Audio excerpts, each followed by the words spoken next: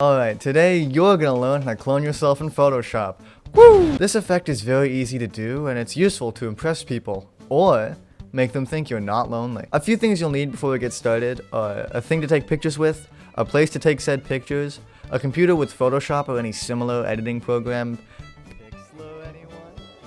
and a physical form. Now I'm using the 2020 version of Photoshop, but that doesn't mean you have to. Adobe doesn't really change much from version to version, especially since this is very simple, so don't worry, even if you are using the 2015 version on an iMac. You might even be able to do this on your phone if you hate yourself enough, but I have no idea. But enough jokes, let's get into what you're actually here for. The first thing you're gonna need to do is find a cool place to take your photos. This could be anywhere, from your bedroom to the correctional facility down the road that you're not supposed to go into, but you go into anyway, you know, for funsies. You just have to make sure that there's enough space for multiple views and that the lighting isn't too horrible. The cooler the area, the cooler the photo, but in the event that you don't have a cool place to take pictures, you can either use a green screen or just edit the area later to make it look cool. And I'm not going to tell you how to do that though, because that's not what I'm here to do. Also, please don't do this in public unless you want to get laughed at or you have nerves of steel. And I don't. After that, you'll place your camera, phone, or a new Nintendo 3DS XL where you want it. And don't move it. I know how tempting it is to check how the photos turned out after every shot, and you can, but only if you're very, very careful. If you move it even the slightest bit, it's just super annoying because you have to try to line it up during editing. It's just so annoying, so just don't. I'd recommend getting a tripod, or if you're cheap, just be very, very, very, very, very, very, very, very, very careful. Next, just take a bunch of photos in different places and funny poses.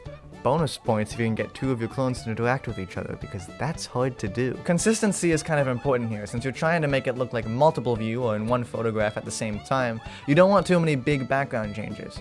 However, changing clothes in between shots is fine. In fact, it adds a little bit to it. Fun little bonus tip: if you're planning on posting these to Instagram, take them in a square aspect ratio, so you don't have to deal with Instagram's terrible, horrible, no good cropping. After you're done taking your photos, they should look something like this. Wow, you look so dumb. Now get your pictures onto your computers, it's time for the fun part. Open up your definitely legal copy of Photoshop that you 100% for sure paid for, and put your pictures in. If you disable the layers fast enough, you can kind of already see the effect. Start at the top layer and turn it to about 50% or lower. Then use the eraser tool to erase what's covering the clone underneath it. Move on and do the same thing for every other layer, except the bottom layer, obviously. Keep in mind you have to erase where the clone is on every layer above the current one you're working on. And yes, this gets very tedious very quickly. I'm just letting you know this because it happened to a friend of mine once, but one time he messed this part up and forgot to erase one of the layers, and he got very angry and confused, and it wasn't fun. But that's just my friend.